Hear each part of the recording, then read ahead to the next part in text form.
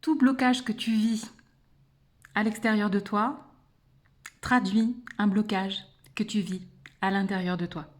Et quand tu vis un blocage dans le corps, une maladie, quelque chose qui t'arrête, qui t'empêche, qui te bloque, c'est qu'il y a une structure de pensée qui est associée à ça, qui ne t'est plus bénéfique et qu'il faut aller lâcher.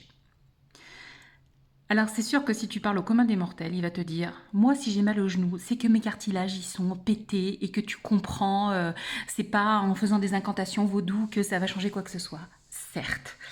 Et je te rassure, en faisant des incantations vaudou, tu n'arriveras pas à réparer tes ligaments croisés ou ton arthrose du genou, on est d'accord.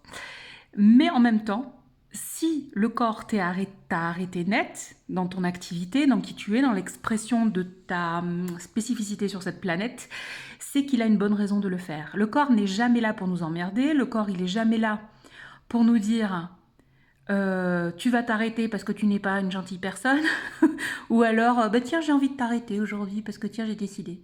Non, en général le corps il est là pour te faire comprendre que la façon dont tu te joues dans ton incarnation a besoin d'être updatée, a besoin d'être transformée, a besoin d'être revisitée. Pourquoi? Pour s'ajuster aux fréquences actuelles, pour s'ajuster à ton plan d'expansion de l'âme. Alors ça fait un peu perché peut-être si tu entends les choses comme ça, mais c'est simplement des mises à jour en fait de ton système. Alors si tu as l'habitude de t'écouter et de faire des ajustements comme ça en permanence, en arrêtant de te densifier, d'être la personne que tu es, mais en mettant un petit peu plus d'espace, en se disant que peut-être la façon que j'ai de voir les choses, peut-être qu'elle a besoin d'être remise à jour.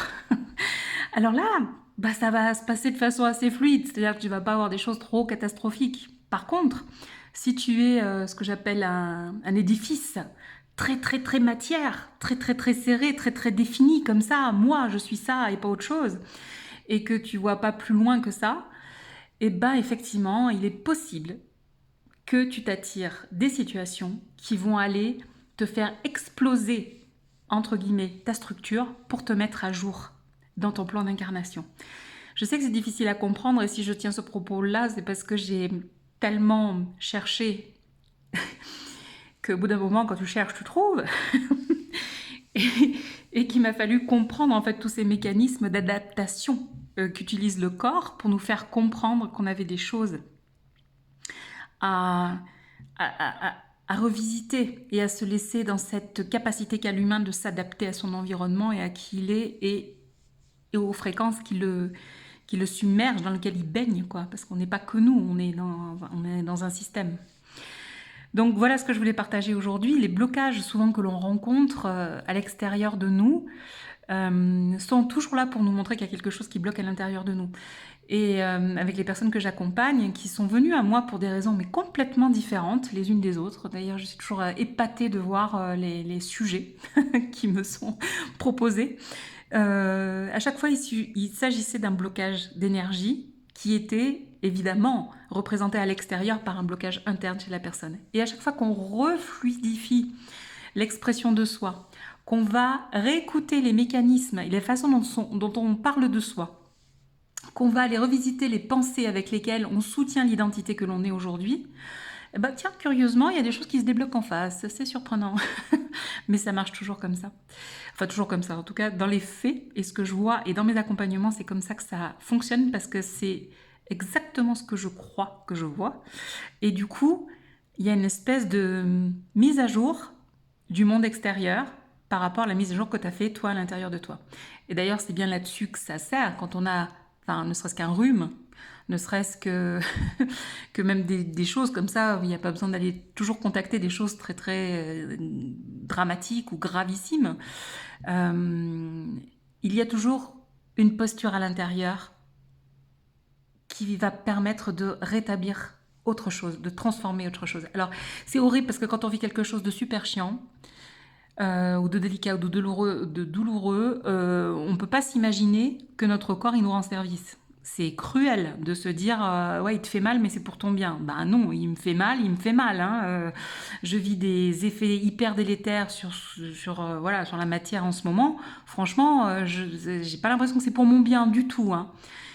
Et pour autant, c'est souvent la façon dont le corps essaie de traduire un ajustement.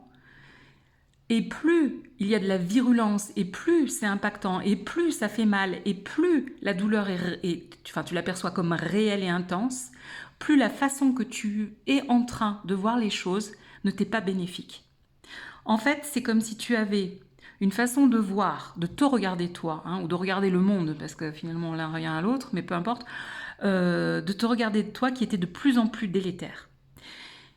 Et dans cette façon que tu as de t'enfoncer dans une vision des choses qui est de plus en plus pernicieuse et néfaste pour toi, et ben ton corps va te le traduire d'une façon ou d'une autre. Alors des fois c'est pas le corps, hein, ça passe pas par le corps. Des fois ça vient d'une situation à l'extérieur de toi qui te montre sur une scène comme ça projetée à l'extérieur de toi ce blocage. Mais quand la scène qui t'est offerte, tu ne la prends pas pour toi et tu as l'impression que ça regarde les autres ou le problème vient d'eux, à ce moment-là, il y a un autre degré pour te montrer la situation, c'est que ton corps crée ce blocage et cette résistance.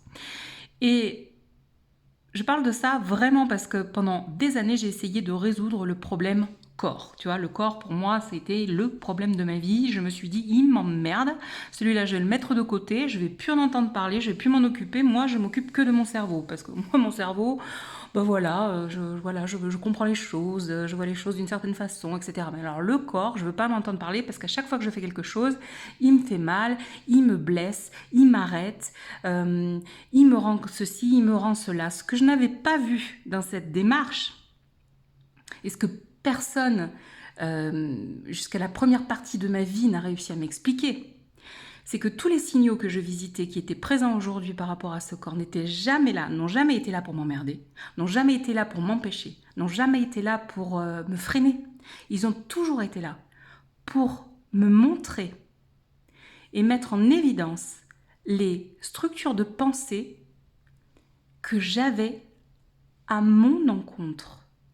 La façon dont je me percevais, la façon dont je me croyais différente, la façon dont je me sentais handicapée, la façon dont je me sentais trop sensible, la façon dont je percevais les choses et que je n'arrivais pas à l'exprimer, la façon dont j'avais des doutes sur mes capacités, la façon dont qui j'étais n'était jamais bien, ou jamais assez, ou toujours trop, ou qui n'était jamais correcte en fait.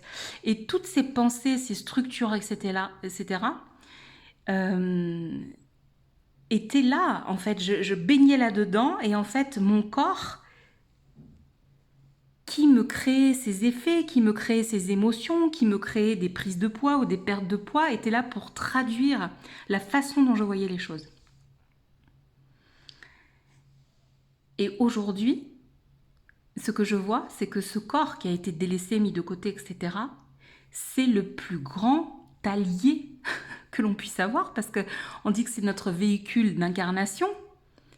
Mais si c'est notre véhicule d'incarnation au service de notre âme, comment ça peut être un empêcheur de vivre? Comment ça peut être quelque chose de délétère? Comment ça peut être quelque chose qui veut nous arrêter, ou qui veut nous amoindrir, ou qui veut être méchant, Enfin, tu vois le truc, quoi.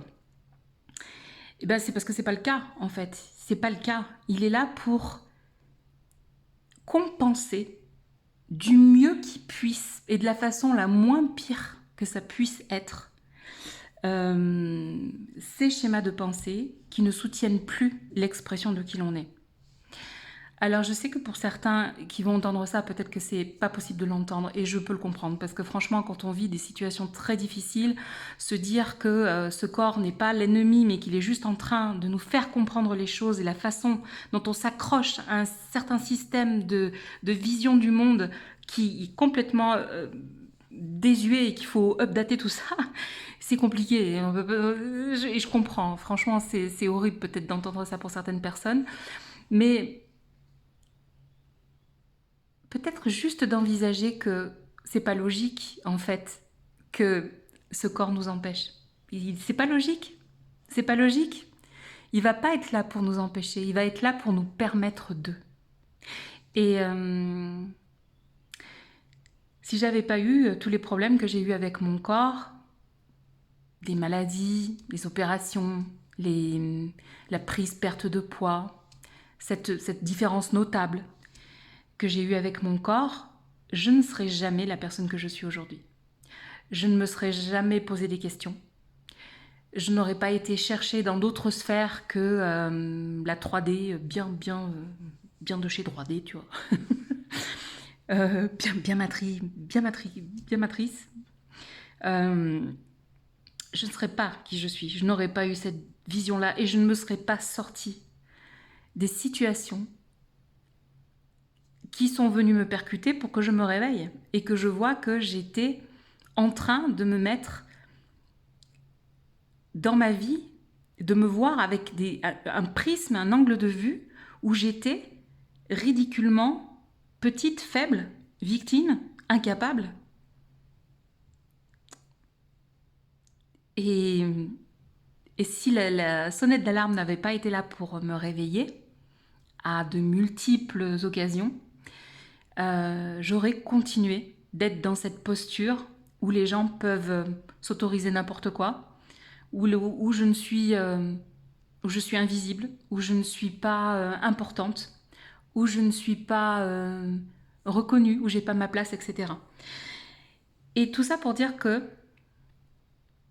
le blocage qu'il y a en face est toujours un blocage qu'il y a à l'intérieur. Et que la meilleure façon d'aller débloquer une situation est de voir la façon que l'on a de voir les choses et d'envisager son rapport à soi. Et c'est en ça que, au début du siècle, Émile Coué, c'est la méthode Coué là, il prenait, même avant Freud et la psychanalyse et tout ça, il prenait les cures de parole. Et les cures de parole étaient extrêmement efficaces. Et tout a commencé à partir de là d'ailleurs, hein. C'est-à-dire qu'on permettait aux gens de parler, de s'exprimer, de dire les choses, de continuer, de parler, etc. Et on s'est rendu compte que le fait que les gens ils parlent comme ça, eh ben, ils s'écoutaient, ils faisaient des mises à jour et ils voyaient, ils entendaient leur incohérence, ils entendaient leur système s'exprimer, ils entendaient la façon qu'ils avaient de se raconter leur histoire, d'être attachés à certaines choses et parfois de se rendre compte eux-mêmes qu'en fait ce qu'ils disaient n'était pas forcément très logique ou peut-être qu'il y avait une autre façon de voir les choses. Mais ça, c'est possible de le voir quand tu l'exprimes, parce que si tu ressasses dans ta tête et que personne ne vient faire un effet miroir de ce que tu es en train de dire, bah, et ça tourne dans la tête, tu sais pas quelles sont les idées qui t'appartiennent, tu sais pas ce qui te concerne à toi et t'arrives pas à mettre de la clarté en fait. Donc les cures de parole, c'est ce qui marche le mieux, parce que quand tu commences à t'exprimer vraiment, tu commences à exprimer ta vérité, c'est-à-dire que tu commences à exprimer ce que tu vis, pourquoi tu le vis, et quelle est ta vision des choses, quelle est ta vérité à toi, quel est ton ressenti. Et ça, quand tu l'exprimes, une fois que c'est exprimé, tu peux commencer à regarder là-dedans qu'est-ce qui te parle toujours et qu'est-ce que tu veux pouvoir modifier. Et c'est pour ça que l'expression, c'est la porte vers la guérison, parce qu'il n'y a qu'en exprimant sa vérité qu'on peut faire la mise à jour concernant les croyances que l'on veut continuer de soutenir et celles dont on ne veut plus, parce qu'on voit bien qu'elles nous enferment, qu'elles abaissent nos fréquences, qu'elles sont plus joyeuses, qu'elles sont ternes, qu'elles sont pénibles.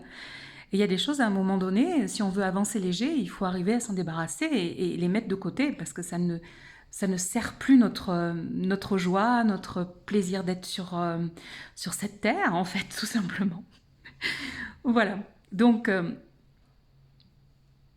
parler, s'exprimer, libérer sa voix, oser. J'ai un programme d'ailleurs qui est sorti, maintenant qui est disponible, que vous pouvez trouver, vous avez le lien quelque part sous cette vidéo, que vous pouvez rejoindre. Si vous aimez chanter, si vous avez besoin de vous exprimer, si vous avez besoin d'aller connaître un petit peu plus votre voix et surtout de pouvoir la libérer, eh bien voilà, ce programme est peut-être pour vous.